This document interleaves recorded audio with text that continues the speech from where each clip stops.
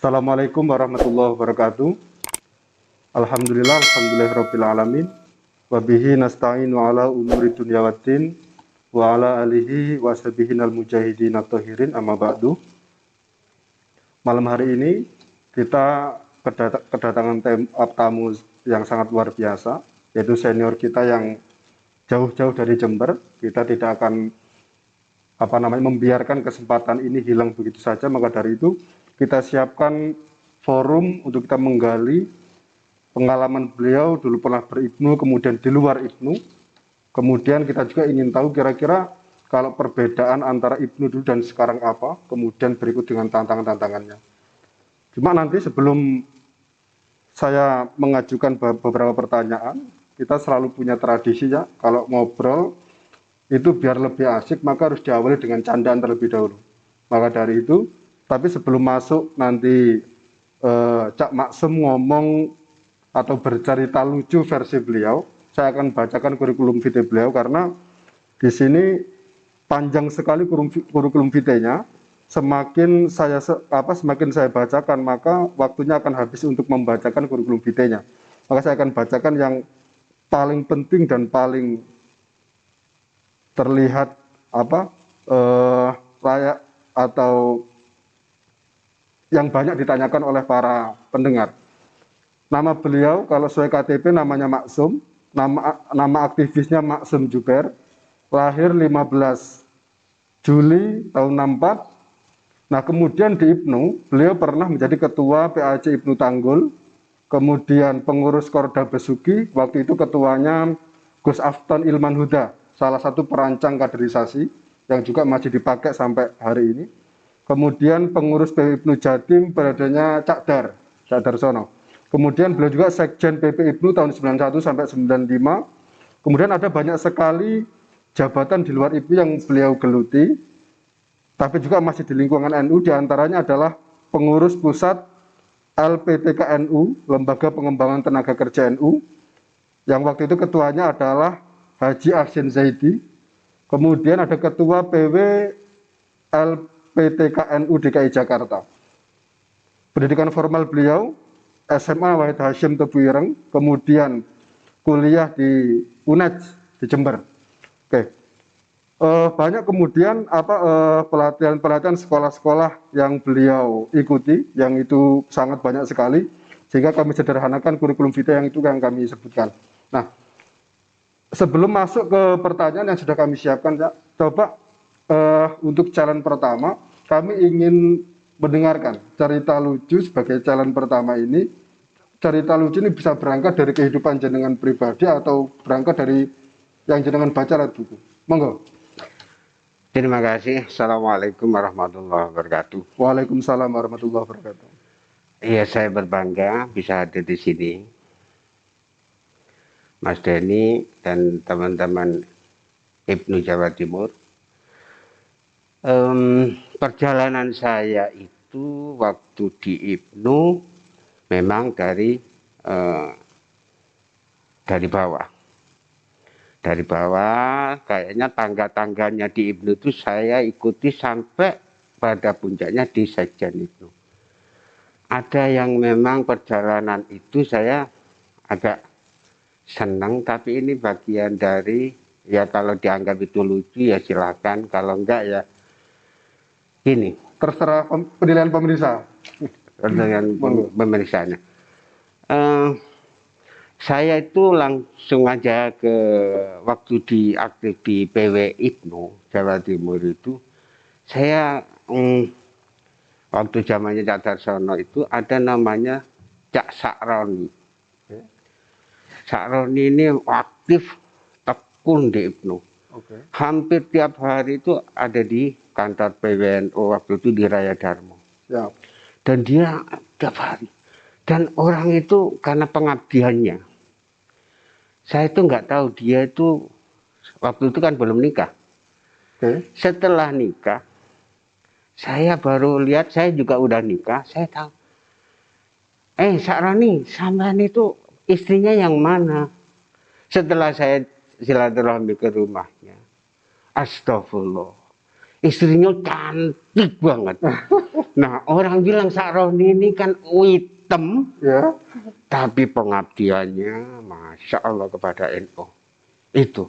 Tapi istrinya, nah itulah hadiah orang yang istiqomah dan apa namanya, barokahnya hikmat itu. barokah hikmat diberi istri yang cantik. Alhamdulillah. Berarti Saya kaget. Sakroni bojomu kundi. Setelah dia kilo.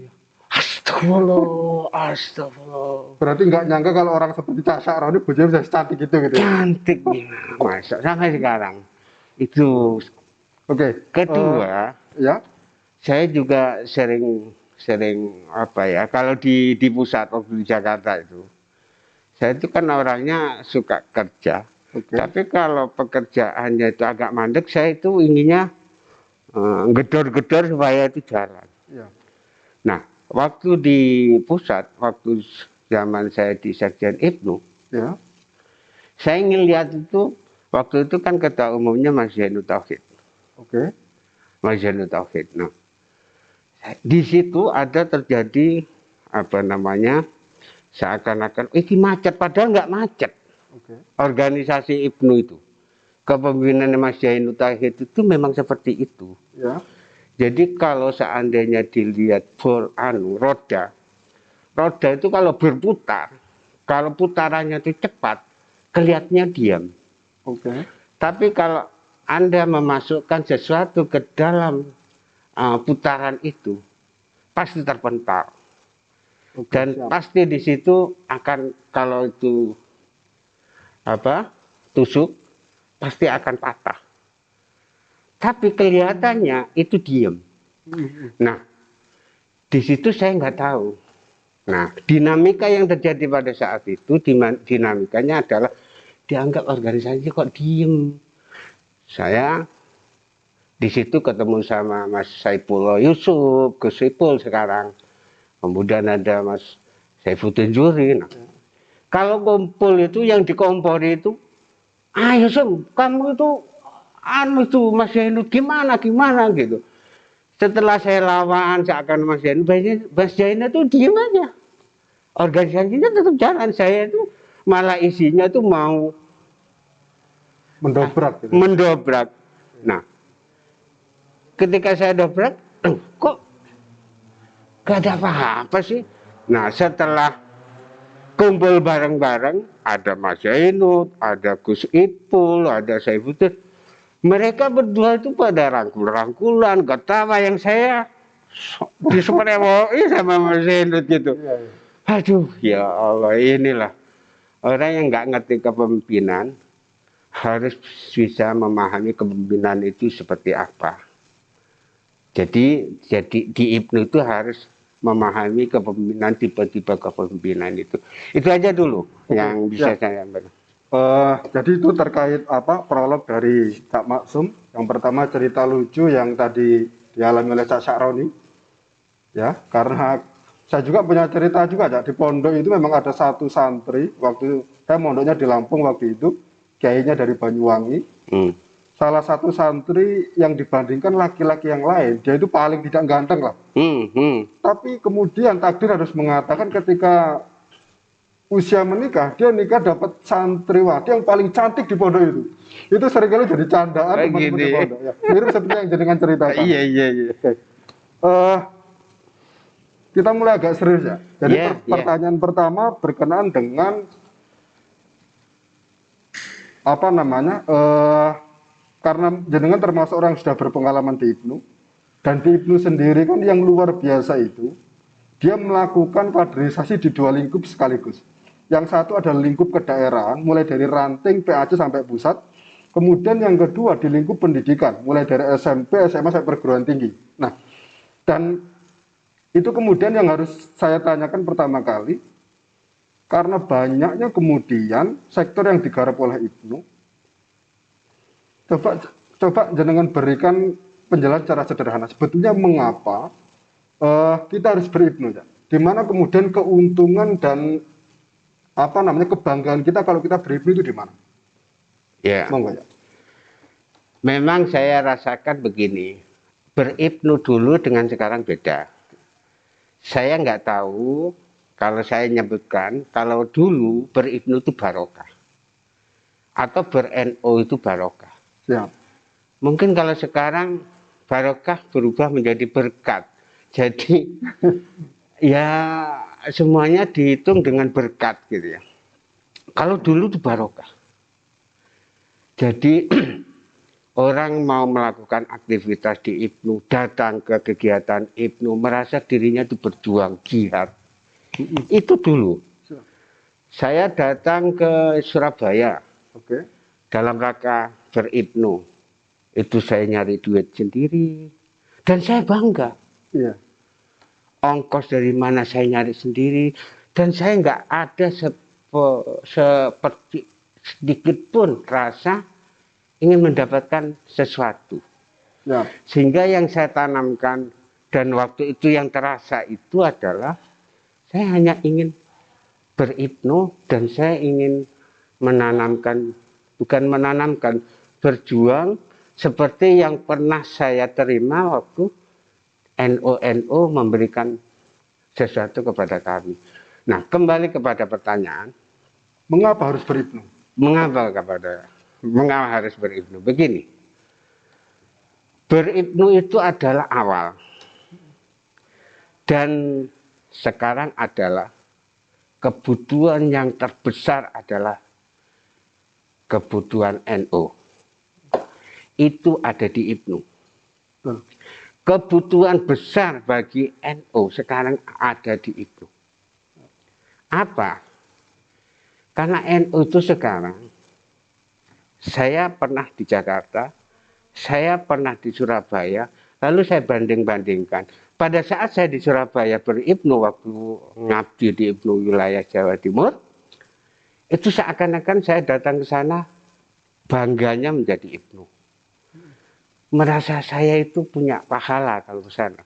Dan saya berjuang tanpa ada sesuatu yang saya harapkan, kecuali hanya ingin mengabdi kepada NU. Totalitas gitu. Tapi setelah perkembangan saya di Jakarta, terus kemudian dari Jakarta selesai dari Ibnu, saya lihat-lihat kok sekarang kalau ada kegiatan susah. Susah cari panitia. Susah cari orang yang datang. Dan saya ini ngelihat, loh, kok kalau dulu ada Gus Dur datang, geruduk, nggak usah nyiapkan nggak usah nyiapkan bis, nggak usah nyiapkan ini itu, nggak ada. Datang sendiri-sendiri ya? Kiai Imron di Jawa Timur, mau pengajian di sana, geruduk. Itu nggak usah pakai nyiapkan bis, datang sendiri. Nah, saya itu merasa prihatin sampai sekarang. Dan saya sekarang merasa prihatin dan saya merasa sekarang ini Ibnu dibutuhkan NU. Saat inilah Ibnu dibutuhkan NU. Oleh karena itu Ibnu harus melaksanakan kaderisasi sebagaimana dulu pernah dijalankan, beribnu dengan baik. Kemudian, kenapa beribnu dengan baik? Karena untuk mengimbangi ilmu yang dia dapatkan dari umum, yang dia pelajari dari umum, untuk bisa diterapkan dengan kaidah-kaidah Islam ahli sunnah wal jamaah. Dan itu bisa ditemui di mana? Di kaderisasi Ibnu ini. Itu. Saya tajamkan tadi jawaban jenengan, kami tangkap. Jadi alasan mengapa beribnu ini adalah salah satu jawaban yang membuat saya juga agak tersindir sebetulnya. Kalau dulu berkah, kalau sekarang berkat gitu. Itu secara tidak langsung jenengan ingin mengatakan bahwa kalau dulu memang yang dikejar berkahnya, tapi kalau sekarang itu ada unsur-unsur di luar keberkahan itu sendiri gitu.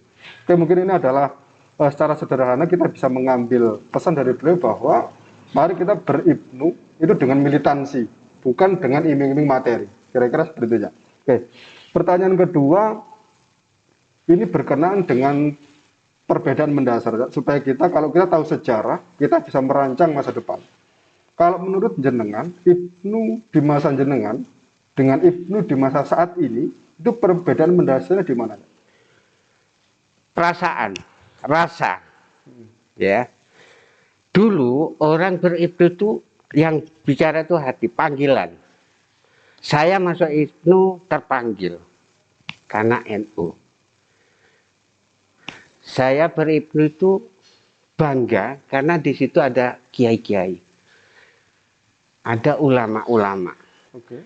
Dan NU itu gudangnya ilmu. Ya. Satu gudangnya ilmu, dua gudangnya orang-orang pintar. Bukan hanya ilmu agama, bukan ilmu biasa, ilmu yang alama. Ilmu yang alama, yang dia juga punya ilmu tapi menjalankan ilmunya dan tidak pernah dia ingin terkenal, tersohor, apa itu. Dulu tuh kiai-kiai NU itu nggak begitu, nggak pernah berharap saya mau di shot di TV, di apa itu nggak ada. Nah, disitulah bedanya, sehingga pada saat kita itu beribnu lalu disiram oleh ulama NU pada saat itu merasa masuk dan mendalam, dan rasanya begini. Kalau saya itu kan begini, ada yang bilang begini, kalau masuk surga itu Ya. sanadnya harus jelas. Ya. Kalau saya kebetulan sanadnya ada dua pintu. Satunya sanadnya karena saya pernah di Tebireng. Ya. Di Tebireng adalah Mbah Hasim Ya. Asyari. Oke. Dan sanad kedua itu berorganisasi. Dari ilmu kita dapat karena kita pernah mondok di Tebireng. Oke. Dari NU kita dapat karena kita menjalankan dan tetap istiqomah di NU sampai sekarang. Katanya Mbah Hasim kan begitu. Siap. Kalau mau melu NU, iku santriku kabeh. Nah, aku itu teko ilmu agama katut, teko NU ini katut, moga-moga. Ya. Nah, Amin, gitu. amin. Oke, menarik ya. Dan beliau perbedaan IPNU di masa dulu dengan sekarang itu adalah dirasanya. Nah, rasa ini kemudian digembleng karena militansi. Ada satu candaan ya, yang ini kemudian menjadi pukulan bagi kita sebagai pemuda NU. Itu ketika kami mendengar cerita antara orang NU dan orang Muhammadiyah ketika ngomong soal pendidikan formal. Kalau orang NU ketika dia mendirikan sekolah, biar besar dia di atas namakan NU. Tapi kalau udah besar dia akuisisi. Bedanya dengan orang Muhammadiyah, dia kalau semisal masih kecil dia dinamakan sendiri. Tapi kalau udah besar dinamakan Muhammadiyah. Nah, itu kemudian yang membuat kami agak terpukul karena betul militansi IPNU dahulu dengan IPNU sekarang, saya kira kalau dengar cerita dari dia sangat jauh, gitu ya. Nah, tapi saya masih penasaran dengan jenengan pasca beribnu. Jadi kalau saya dengar cerita tadi sebelum kita masuk ke ruangan ini, pasca beribnu jenengan pernah banyak berproses di luar IPNU, tapi juga masih kemudian menjadi salah satu orang yang berkontribusi untuk IPNU ataupun NU. Nah, kira-kira kalau dilihat dari pengalaman panjenengan itu, kira-kira kalau saat ini itu IPNU sebaiknya harus fokus di mana ya? Dan harus seperti apa kira-kira kalau melihat tantangan yang jenengan rasakan? Tantangan NU sekarang di kader. IPNU harus memperbanyak kaderisasi. Ya. Ancap, ranting harus melakukan kaderisasi. Magesta, lakmat itu harus digerakkan semuanya. Itu yang pertama. Karena NU butuh itu. Siap. NU akan tidak kelihatan kalau IPNU-nya tidak melakukan kaderisasi. Oke. Gitu. Kalau NU hanya diisi orang-orang yang sudah jadi misalkan organisasi di atasnya IPNU, misalkan Ansor, ada yang lain, bla bla, itu kan dianggap kader yang sudah jadi. Nah, kader yang sudah jadi itu biasanya sudah ada pemikiran yang sudah lain. Okay. Nah, oleh karena itu perbanyaklah sekarang ini kaderisasi mulai sampai di tingkat ranting, sampai desa-desa itu IPNU digerakkan untuk melakukan kaderisasi sebagaimana kaderisasi yang sudah disusun di IPNU itu. Karena ini pengalaman saya. Masifkan kaderisasi? Iya, karena saya merasa di kader di IPNU, saya sampai sekarang pun merasa berIPNU saya merasa sekarang pun tidak mau keluar dari NU. Dan saya ingin terus. Karena apa? Karena itu hasil dari didikan kaderisasi di IPNU. Ya. Seandainya tidak ada proses kaderisasi itu, lalu kita mau bicara apa ke depan ini? Nah, dari pengalaman kaderisasi itu, di situ kan banyak tentang bagaimana menyusun proposal, bagaimana menyusun, mewujudkan proposal, bagaimana menjadikan proposal. Proposal itu jangan dianggap itu jelek. Bagi kader di tingkat bawah itu harus diajarkan. Oke. Mulai membuat proposal itu kayak apa, runtutannya, kemudian menjalankan proposal itu bagaimana, kemudian menjalankan setelah dia itu ada amunisi untuk menjalankan bagaimana sampai terakhir. Nah, ini pengalaman ya, saya ingin sampaikan. Dulu orang itu datang ke satu tempat ke tempat lain dengan membawa kegiatan.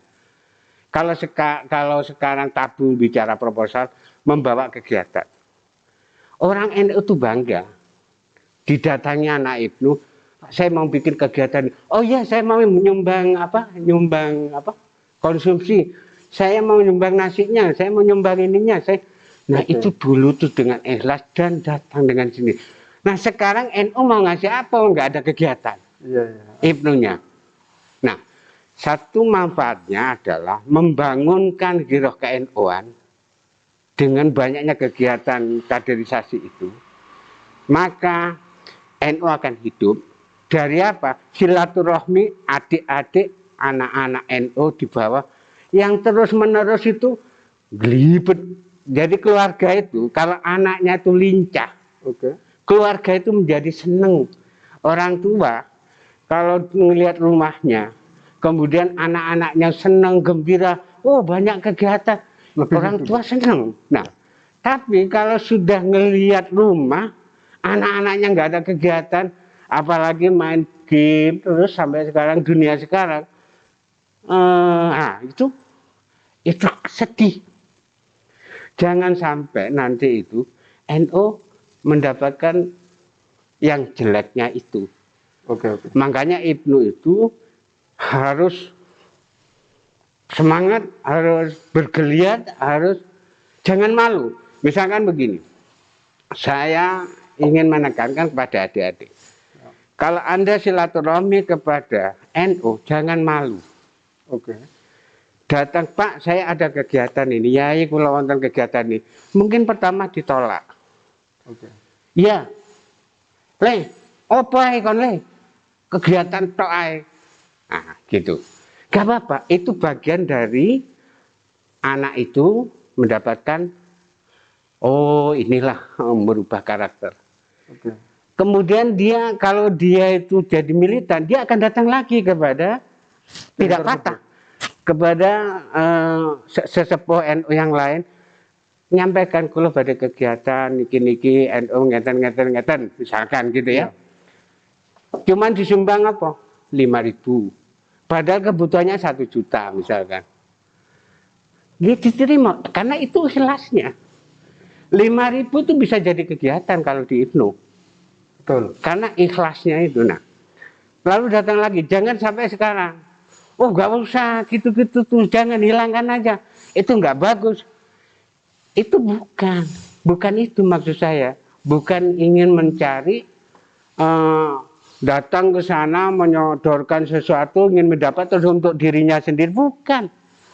Itu untuk kegiatan. Dan yang kedua, dirinya itu digembleng untuk mendapatkan apa? Satu, dia kalau datang ke ulama A atau ke orang NUB pasti dapat perlakuan.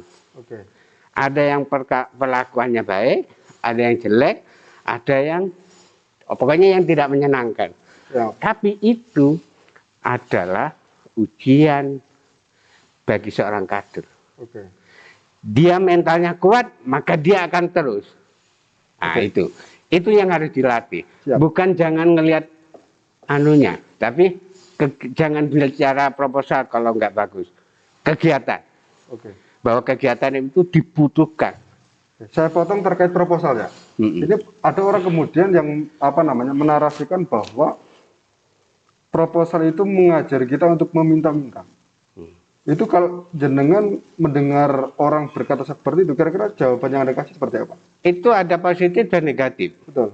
Itu positif kalau kita tidak menganggap proposal itu untuk dirinya. Oke. Dan proposal itu sesuai dengan kebutuhan. Misalkan kegiatan kaderisasi cuma 1 juta, ya sudah 1 juta. Kalau cuma 500.000 ya sudah 500. Jangan ada kita bikin proposal untuk mencari keuntungan lah. Yang jelek itu orang mencari hidup di situ. Nah, ini yang saya sekarang mungkin saat ini. Oke. Itu yang saya kurang sepakat kalau ada watak karakter itu Ibnu yang model seperti ini. Oke, siap. Oke. Pertanyaan selanjutnya ya. Kekurangan mendasar kita itu ini nggak hanya di Ibnu tapi juga di NU itu 3 yang kurang bisa kita atasi sampai saat ini. Yang pertama adalah soal data, kemudian yang kedua adalah soal distribusi kader, kemudian yang ketiga ini soal perawatan itu sendiri.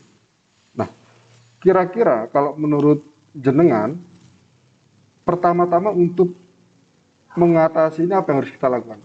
Yang tadi yang pertama apa? Yang pertama data. Data ya. Kemudian yang kedua distribusi kader. Kemudian yang ketiga ini perawatan. Kadang-kadang kalau kita bisa mendistribusikan terus lepas. Iya. Jadi begini, data itu memang sekarang penting. Karena zaman sekarang adalah by data. Oke. Dan saya ngelihat di beberapa websitenya itu sudah mulai ada namanya data. Cuman orang kan teman-teman itu malas saja. Oke. Malas untuk menginput sebagai kader itu. Nah, jadi data itu memang penting. Oleh karena itu kami juga berharap ini PW Ibnu nanti memprakarsai untuk data itu lebih terutama kader dulu ya, kader Ibnunya aja. Karena orang akan melihat dari kader Ibnu yang setahun sekarang ini, katakan 1000. Kalau ini sudah ada 1000, insya Allah nanti tahun ke depan ini sudah akan lahir lagi 1000 lagi, 1000 lagi, 1000 dan akan terus berkembang. Tapi data itu harus by address. Oke. Harus by address, satu itu. Yang kedua, distribusi. Memang begini, ada masalah distribusi kader. Yang pertama memang tidak adanya hubungan antara alumni yang sudah menempati posisi tertentu dengan posisi kader yang masih menjalankan ini. Oleh karena itu, tadi yang pertama, selain dari kaderisasi itu supaya menghidupkan komunikasi antara senior sama orang tua, senior di alumni Ibnu dan NO-nya, itu juga perlu kita juga harus aktif mencari distribusi posisi tentang kader itu di beberapa segmen. Misalkan begini, misalkan Ibnu kita akan konsentrasi kepada segmen, kalau di politisi oke lah nanti dulu. Nah, tapi orang yang sudah terlanjur ada di politik, Ibnu sebaiknya ingat kepada Ibnu. Kedua, yang sudah memperoleh jabatan eksekutif, sebaiknya nolehlah kembali kepada adik-adik. Barangkali di situ ada peluang untuk adik-adik itu bisa ditempatkan di situ. Yang di eksekutif, di legislatif dan yudikatif. Nah, itu semuanya kita kalau bisa sudah ada. Artinya harus bersinergi dulu antara senior yang sudah di atas kemudian dengan kita yang masih aktif gitu ya. Iya, yang sudah itu harus ada komunikasi. Tapi distribusinya kita harus tahu.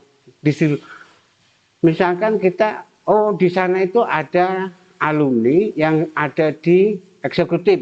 Oke. Nah, kita sering silaturahim di sana. Di sana di legislatif kita juga silaturahim dengan beliau. Di sana di yudikatif kita juga. Nah, nanti kader yang aktif ini yang punya kemampuan, punya latar belakang, yang bisa masuk ke eksekutif, legislatif, yudikatif ini bisa disampaikan. Siap. Nah, mereka juga buta. Lu siapa yang mau datang? Siapa itu? Nah, kalau saya butuh ini ada nggak di IPNU? Nah, ini makanya data itu penting. Data yang dibutuhkan oleh eksekutif, legislatif, dan yudikatif itu. Berarti terpenting untuk distribusi ini harus kita lakukan adalah silaturahim terlebih dahulu. Selain di luar itu kita membenahi terkait data-data kader supaya potensi-potensi terbaca sehingga mudah untuk didistribusikan. Yang terakhir Cak, ini terkait pesan. Jadi supaya kader IPNU Jawa Timur itu lebih militan, berIPNU dalam rangka mencari keberkahan. Kemudian untuk murid-murid IPNU yang murid-murid NU, kira-kira apa yang akan jenengan sampaikan? Kalau misalnya di depannya adalah kader IPNU Jawa Timur, monggo ya. Yang pertama, tetaplah berIPNU, bersemangatlah untuk berIPNU, dan jangan ragu menjadi IPNU. Yang kedua, berIPNU itu ikhlas. BerIPNU itu dalam rangka untuk meningkatkan diri, dan yakinlah bahwa IPNU akan membawa kita lebih baik. Dan kehadiran teman-teman IPNU itu adalah masa depan NU. Artinya NU nanti dengan adanya IPNU, insya Allah NU tidak akan bubar. Dan satu lagi, NU itu tidak akan pernah bubar. Yang pertama tadi yang sampaikan tentang kalau di Muhammadiyah itu organisasinya kuat, kemudian personalitinya itu mengikuti.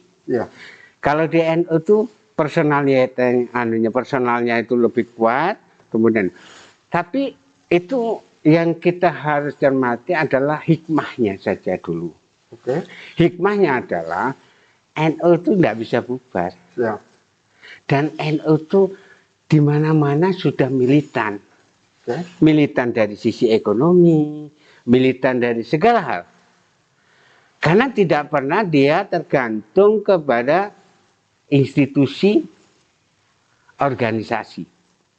Tapi dia cinta kepada pendiri-pendiri organisasi yang akan menghidupi kepada organisasi.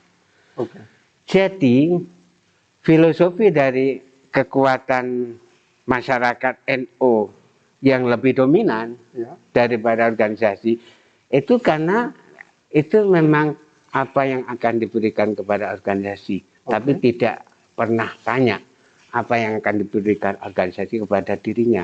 Nah, itulah jadi kader-kader IPNU itu harus siap untuk mempersiapkan diri menjadi yang terbaik. Nah, secara ekonomi, secara berbagai macam hal, dan terakhir sebaiknya memang IPNU harus memberikan rangsangan peluang-peluang yang memang bisa diserap oleh kader-kader IPNU mendatang itu. Menarik sekali pesan yang disampaikan oleh Cak Maksum, dan karena beliau jadwalnya masih padat, karena sebenarnya beliau ini dari Jember kemudian ke Surabaya, kita culik sebentar untuk berbagi pengalaman. Untuk podcast kali ini saya kira kita cukupkan sampai di sini, Cak. Kita sambung di lain waktu. Terima kasih atas kehadirannya. Kita berjumpa lain waktu. Sekian dari saya. Assalamualaikum warahmatullahi wabarakatuh.